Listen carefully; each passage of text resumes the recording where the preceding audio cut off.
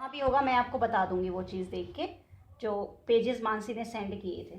ठीक है, unipolar world में सिर्फ एक ही कंट्री जो है वो सुपर पावर बन के रह गई थी, जो कि आपका यूएसए था।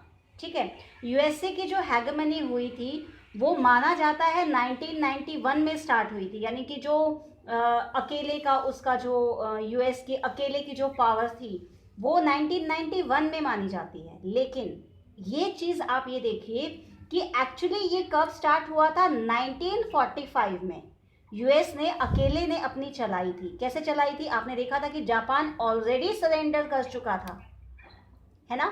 जापान ने सेकेंड वर्ल्ड वॉर में ऑलरेडी सरेंडर किया हुआ था, लेकिन उसके बावजूद यूएसए ने वहां पे न्यूक्लियर एटॉमिक जो है अटैक किया था नागासाकी हिरोशिमा पे। ठीक है, तो वो चीज़ क्या दिखाती थी, वो चीज़ भी यही दिखाती थी कि यूएस की हैगेमनी स्टार्ट हो चुकी थी, वो अकेला अपनी चलाने लगा था। ठीक है, तो जो यूनिपोलर है ना, इसमें बस यही टॉपिक आपका है कि जो आपका USSR है वो कोलैप्स हो गया था, यूएसए सिंगल सुपर पावर बची थी। 1991 में स्टार्टिंग मानी जाती है यूएस हैगेमनी की, बट एक्चुअल में इसकी स्टार्टिंग 1945 से होनी स्टार्ट हो गई थी। ठीक है, इसके बाद आपका है द गल्फ वॉर, खाड़ी युद्ध। ये ना बहुत ही हॉट टॉपिक था उस समय का। इवन आपने एक मूवी भी है अक्षय कुमार की, इसी उस पर एयरलिफ्ट आपने देखी हो तो वो इसी टॉपिक पे बनी हुई है, जो गल्फ वॉर है आपका उस पे। ठीक है, अब ये गल्फ वॉर क्यों हुआ था उस समय, मैं थोड़ा सा आपको बता देती हूँ। आपकी हालांकि ये सिलेबस में नहीं है बट आपको पता होना चाहिए। उस समय के जो ऑयल कंटेनिंग कंट्रीज होती थी, इराक, कुवैत, ईरान। ठीक है, इनमें ये तीनों जो हैं ऑयल कंटेनिंग, तेल इनमें होता था वहाँ पे। तो इराक के उस समय जो सद्दाम हुसैन थे, उन्होंने कुवैत पे जो है, कुवैत को अपने कंट्रोल में कर लिया था। ठीक है, कुवैत पे उन्होंने मिलिट्री कंट्रोल जो है स्टैब्लिश किया था। अब जब ये हुआ कि इराक ने कुवैत को अपने कंट्रोल में लिया, तो ये चीज़, क्योंकि दोनों क्या हैं, ऑयल कंटेनिंग कंट्रीज हैं, है ना, तो ये चीज़ जो यूएन था आपका, यूनाइटेड नेशंस जो थे, उन्हें ये चीज़ बर्दाश्त नहीं हुई। उन्हें ये लगा कि भाई ये चीज़ तो गलत हुई है। अब जब ये आपके साइन हो चुके हैं कि कोई भी कंट्री, सिविल वॉर खत्म होने के बाद ये हो गया था कि कोई भी कंट्री किसी कंट्री पे कंट्रोल नहीं करेगी। ठीक है, सब कंट्रीज जो है इंडिपेंडेंटली अपनी कंट्री को रन करेंगी। तो 1990 में जब ये सिचुएशन हुई तो यूनाइटेड नेशंस की बहुत सारी मीटिंग्स हुई, डिप्लोमेटिक मीटिंग्स भी हुई कि कैसे जो है कुवैत को ईरान के कब्जे से निकाला जाए। ठीक है, कि कैसे कुवैत को आज़ाद करवाया जाए, इराक की जो मिलिट्री कंट्रोल है उसे ख़त्म किया जाए।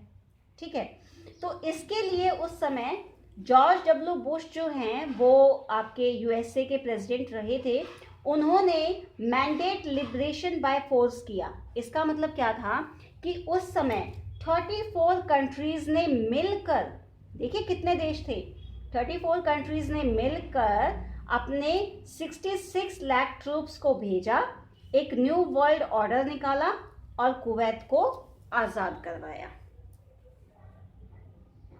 ठीक है, समझ में आया। देखो कहानी देखो कि एक किंग था, यूएसए लगा लो, यूएसए किंग था। ठीक है, वो ये चाहता था कि बस उसी के अकॉर्डिंग सब चीज़ें हों। तो इराक ने जब कुवैत पे कंट्रोल किया तो यूएसए को ये चीज़ बर्दाश्त नहीं हुई। ठीक है, वैसे भी उस टाइम पे ये हुआ था कि सभी कंट्री अब इंडिपेंडेंट चलेंगी, कोई किसी के अंडर में नहीं होगी। तो उन्होंने जो है वहाँ पे मीटिंग्स की, यूनाइटेड नेशन में यूएनए की मीटिंग्स हुई। तो उसके अकॉर्डिंग जो है मैंडेट लिबरेशन बाय फोर्स किया गया, यानी ताकत के दम पे उसे छुड़ाया गया। 34 कंट्रीज ने मिल के अपने ट्रूप्स को वहाँ भेजकर उसे आज़ाद करवाया। ठीक है, तो इसको ऑपरेशन डेजर्ट स्टॉर्म भी बोला जाता है, जो कि नॉर्मन ने हेल्ड किया था। अब आप एक चीज़ ये देखो, हम ये कहते हैं ना कि हैगमनी कैसे थी यूएस की, कि जो यूएन में, यूनाइटेड नेशन में जो ये फैसला लिया गया कि कुवैत को इराक के कब्जे से छुड़वाया जाएगा, उसमें जब वोटिंग हुई थी तो 75% वोटर्स किसके थे? यूएसए के थे। ठीक है, 75% वोटर यूएसए के थे। तो अब आप एक बात बताइए कि जब इतने वोटर्स एक ही कंट्री के होंगे तो ऑब्वियसली वही चीज तो मानी जाएगी ना। तो सद्दाम हुसैन ने इसे क्या कहा था? Mother of all battles. ठीक है, जितने भी युद्ध हुए थे अब तक के, उसमें उन्होंने इसको नाम दिया मदर ऑफ ऑल बैटल्स। ठीक है, इस वॉर को, जो ये गल्फ वॉर थी ना, इसे video game, smart war, computer war के नाम से भी जाना जाता था। क्यों जाना जाता था इसे? क्योंकि जो ये युद्ध हुआ था उस समय वहां पे, उसकी लाइव कवरेज दिखाई गई थी सभी देशों में। उसकी लाइव कवरेज यानी कहाँ कितना अटैक हुआ है, कितने लोगों की जो है मौत हुई है। वीडियो गेम नहीं होता है जो लाइव चलता है आपका, उसी टाइप से ये लाइव कवरेज हुई थी सभी देशों में, इसीलिए इसे वीडियो गेम कहा गया। ठीक है, तो इस वीडियो गेम की वजह से पता है यूएस ने यहाँ भी पैसा कमाया। कैसे कमाया यूएस ने पैसा? कि उसने जितना पैसा लगाया था युद्ध में, जितना पैसा लगाया था ना, इस वीडियो गेम के थ्रू उसने उससे भी ज़्यादा पैसा कमा लिया था। USA earn more income by these video games. आगे संगीता समझ में? ठीक है बच्चा, कुछ भी समझ में ना आए, कोई भी टॉपिक, देखिए जो आपकी बुक में है ना उसी के अकॉर्डिंग यहाँ पे मैंने पॉइंट्स बना के आपको समझाए हैं। गल्फ वॉर जो है वो इतना आपका, उसमें यही सब चीज़ें आती हैं। कैसे सद्दाम हुसैन ने इसे मदर ऑफ ऑल बैटल्स कहा, वीडियो गेम क्या होते हैं, ऑपरेशन डेजर्ट स्टॉर्म क्या था, इसे किसने हेल्ड किया था, कितनी कंट्रीज़ ने पार्टिसिपेट किया था, कितने ट्रूप्स ने को इसमें इन्वॉल्व किया गया था, मीटिंग किसकी हुई थी, कब हुई थी, किसने किस पे कंट्रोल किया था। ठीक है, नेक्स्ट है बच्चा, ओके, नेक्स्ट है बच्चा आपका मिडल ईस्ट क्राइसिस, जिसमें अफगानिस्तान जो है वो हॉट टॉपिक है। ठीक है, ये आपकी बुक में ही है, मिडल ईस्ट क्राइसिस अफगानिस्तान। ठीक है, ये जो आपका अफगानिस्तान है ये इस्लामिक रिपब्लिक है। ठीक है, इस्लाम जो है यहाँ पे इस्लामिक रिपब्लिक कंट्री है ये एक लैंडलॉक कंट्री है।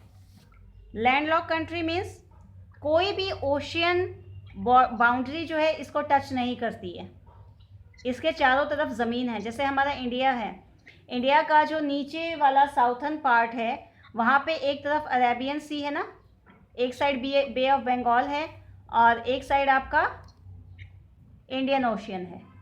लेकिन अफ़गानिस्तान एक ऐसी कंट्री है जिसे लैंडलॉक कंट्री बोला जाता है, यानी कि इसकी किसी भी सीमा से, इस देश की सीमा से कोई भी ओशियन टच नहीं करता है। ठीक है, ये जो अफ़गानिस्तान है ये सेंट्रल, वेस्टर्न और साउथ एशिया का मेन हेड है, क्योंकि कहीं से भी आपको जाना हो, किसी भी तरफ से आप निकल के जाएंगे तो अफ़गानिस्तान आपके बीच में ही पड़ेगा। ठीक है, यहाँ की कंपोजिशन जो है वो काफ़ी डिफरेंट है, अलग अलग तरह के लोग जो हैं वो यहाँ पे रहते हैं। अहमद शाह अब्दुल जो हैं वो इसके फाउंडर रहे हैं, उन्होंने अफ़गानिस्तान को स्टैब्लिश किया था। ओके, तो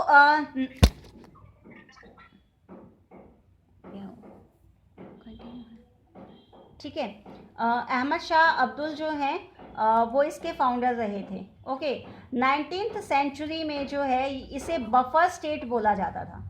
बफर स्टेट मीन्स, देखो जो हमारी गुलाम देश था ना, जब हम ब्रिटिश के अंडर में थे तो उसे ब्रिटिश इंडिया बोला जाता था उस समय। ठीक है, उसे हमारा देश बोला जाता था, ब्रिटिश इंडिया बोला जाता था उसे, और साथ में सोवियत यूनियन।